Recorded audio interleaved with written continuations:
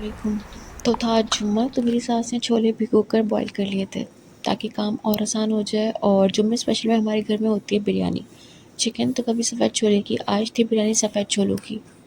तो जैसे कि आज जुम्मा था तो तैयारी थी। बिरयानी की रेसिपी बहुत सिंपल है। यहाँ हमने ली है 4 अदद प्याज, जिसको मैंने बारीक स्लाइस में काट लिया है। और उसके बाद छोले जो हैं वो ऑलमोस्ट डन थे, तो मैंने जल्दी से तेल में प्याज को जल्दी से फ्राई किया और ब्राउन होने तक जो है मैंने इंतज़ार किया और उसमें अदरक लहसुन पेस्ट डाल दिया। अदरक लहसुन पेस्ट डालने के बाद उसको थोड़ा भूनेंगे और भूनने के बाद जो है हम उसमें बिरयानी मसाला शामिल करेंगे। यहाँ मैंने साथ ही साथ दूसरे काम भी निपटाने थे, तो सोचा कि जल्दी से काम निपटाए जाएँ।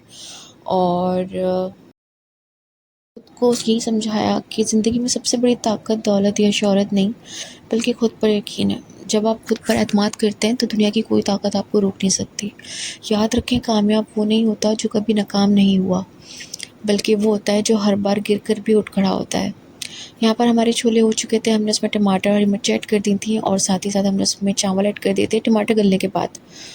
तो अगर ऐसा मुश्किल लगे तो घबराएं नहीं, बल्कि यही मुश्किलें आपको मजबूत बनाती हैं। अपनी मंजिल पर नज़र रखें, कदम छोटे हों मगर पुख्ता हों। दुनिया तब आपकी बात सुनेगी जब आप अपने ख्वाबों पर यकीन रखेंगे। तो आज से फ़ैसला करें, मैं कर सकता हूँ, मैं करूँगा और मैं ज़रूर कामयाब होंगी।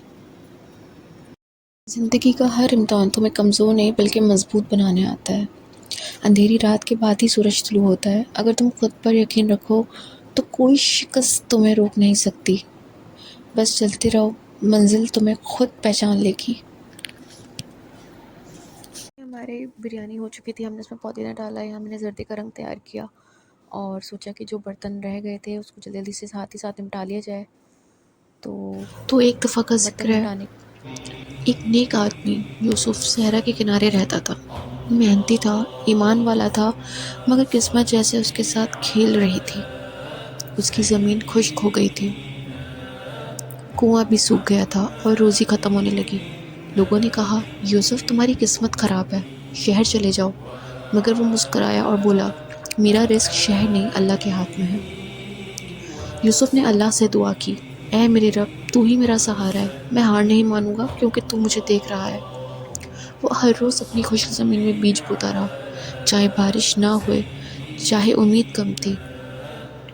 एक दिन तूफान आया, रेत उड़कर हर तरफ फैल गई। गांव वाले घबरा गए, मगर यूसुफ ने कहा, अल्लाह जो करता है बेहतर करता है। जब तूफान रुका, ज़मीन बदल चुकी थी।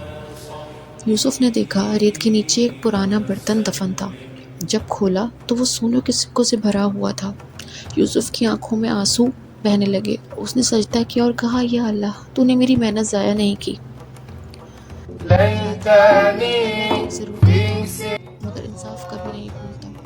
तुम बस अपनी नियत पाक रखो, मेहनत करते रहो और यकीन रखो कि रेत के नीचे भी खजाने छुपे होते हैं। इस तरह बिरयानी हो जाने के बाद मैंने अपनी नमाज अदा की और अल्लाह से ढेरों ढेर दुआएं मांगी और ढेरों ढेर अल्लाह पाक का शुक्र अदा किया। तो बेशक उसका जितना शुक्र अदा किया जाए कम है।